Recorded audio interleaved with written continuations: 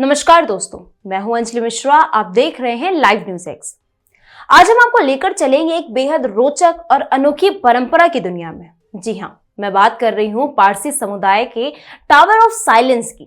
पारसी समुदाय में मृत्यु के बाद शव को न जलाया जाता है, न दफनाया जाता है और न ही नदी में बहाया जाता है, बल्कि इसे टावर ऑफ साइलेंस यानी दमखा पर ले जाकर गिद्धों और चीलों के भोजन के लिए खुले आसमान में छोड़ दिया जाता है।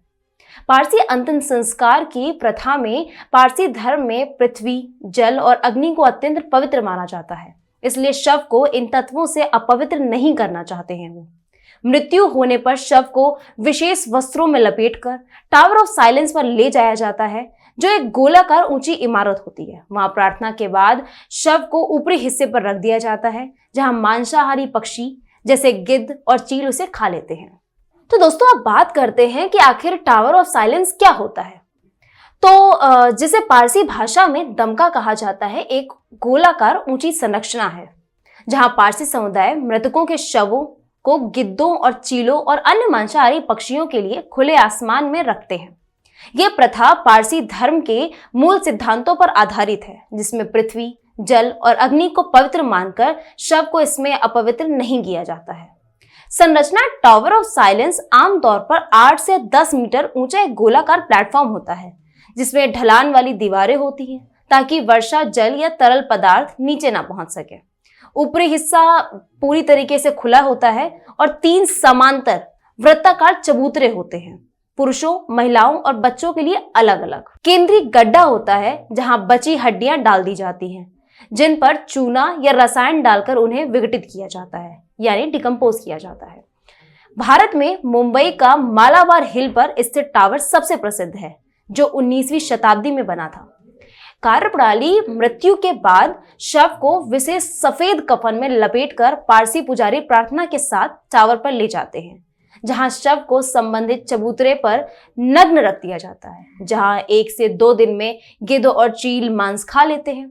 बची हड्डियां सूर्य की नमी और वर्षा से विघटित होकर केंद्रीय गड्ढे में चली जाती है, जिससे पर्यावरण शुद्ध रहता है और कभी कभी सौर दर्पण से प्रक्रिया तेज हो जाती है। यह आकाशीय दफन या स्काई बुरियल कहलाती है और 3000 वर्ष पुरानी यह परंपरा है।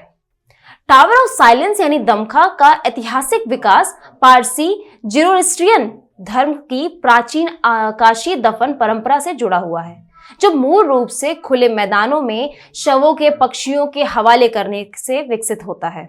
यह प्रथा 5वीं शताब्दी ईसा पूर्व में हेरोडोटस द्वारा वर्णित है, लेकिन संरचित टावर 9वीं शताब्दी ईस्वी की शुरुआत में सैसनियन युग 3 से 7वीं शताब्दी ईस्वी के दौरान के हैं। ईरान में पहली बार दस्तावेजित हुए थे। प्रारंभिक उत्पत्ति पारसी धर्म में मृत शरीर को अशुद्ध मानकर पृथ्वी, जल और अग्नि को अपवित्र न करना की मान्यता रखते हुए इस प्रथा को शुरू किया गया था, जो सैसनियन काल के धार्मिक ग्रंथों जैसे शाइस्ट में विस्तृत है। ईरान के यज़्द में 9वीं शताब्दी ईसा पूर्व में सैसनियन युग से पुराने दमखे मिले हैं, जहां ढलान वाली गोलाकार संरचना बनी हुई है ताकि तरल पदार्थ जमीन पर ना छुए। 8वीं से 10वीं शताब्दी में इस्लाम के उदय से पारसी ईरान से भारत भाग गए, जिससे प्रथा को संरक्षित रखा गया। भारत में पारसियों के आगमन 8वीं शताब्दी के बाद पहला टावर ऑफ साइलेंस 1882 में कोलकाता में निर्मित हुआ था। उसके बाद मुंबई में मालाबार हिल पर 19वीं शताब्दी में प्रसिद्ध टावर बने। 19वीं शताब्दी में ब्रिटिश काल में टावर ऑफ साइलेंस नाम अंग्रेजी में प्रचलित हुआ था और संरचना में 3 चबूतरे पुरुष, महिला और बच्चे के लिए बनाए गए थे तथा केंद्रीय गड्ढा जोड़ा गया था। आधुनिक समय में गिद्धों की कमी और सौर ऊर्जा वैकल्पिक विधियां अपनाई जा रही हैं। ये थी हमारी आज की खास पेशकश। ऐसी और तमाम खबरों को पाने के लिए देखते रहिए लाइव न्यूज एक्स। मैं हूं आपके साथ अंजलि मिश्रा। धन्यवाद।